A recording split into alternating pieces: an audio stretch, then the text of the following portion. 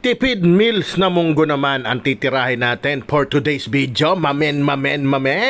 Siyempre, Friday na naman, sabi ko naman sa inyo, hindi ako titiwalag sa Friday munggugang. Pero siyempre, since Saturday bukas, putok-batok na naman malamang tirahin natin. Ang munggo natin ngayon, healthy naman, Tingnan nyo ilalagay ko, tirahin na natin to. Baka tirahin pa ng iba.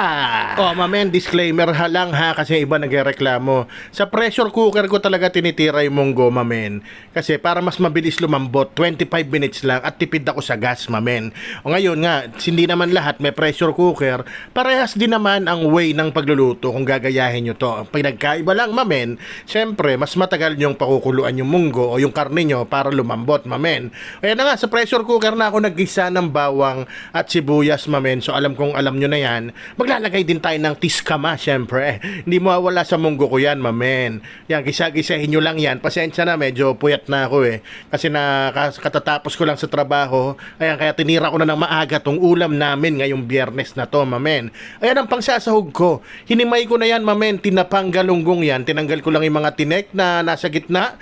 Yung gilid-gilid na tinek, okay lang yun, matutunaw na yon. At siguro di nyo isasama nyo yung balat, ha? Kasi flavorful ng smokiness yun, Ito naman, 1/4 na munggo, gigisahin ko lang saglit hanggang medyo madurog o kumatas ang lasa ng mga aromatics natin, Oo nga pala, gusto ko rin magpasalamat dun sa mga lagi nagko-komento, nagla-like and share ng ating mga video. Maraming salamat sa inyo, Eto na, sinabawang ko na, Tapos nilagyan ko isang shrimp cube. Kung ayaw mo maglagay ng mga cubes, walang problema.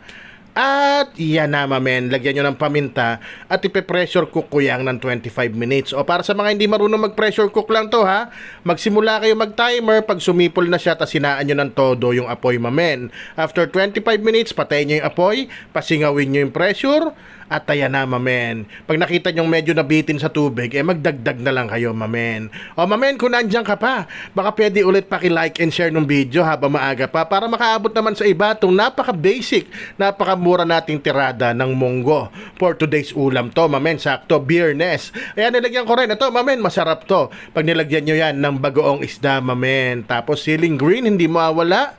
At tinimplahan ko na kasi nung tinikman ko, medyo bang mata. Kaya nilagyan ko ng onting asin. At syempre, onting chicharon lang para kay O paki-comment mo na rin kung saan ka nanonood ngayon para naman malaman ko kung saan nakaabot tong video ko, Maraming salamat in advance sa inyo habang nilalagay ko tong patola ko, O diba, maiba-iba lang, hindi puro talong, okra, patola naman, pero talaga hindi mawala sa akin, yan dahon ng ampalaya.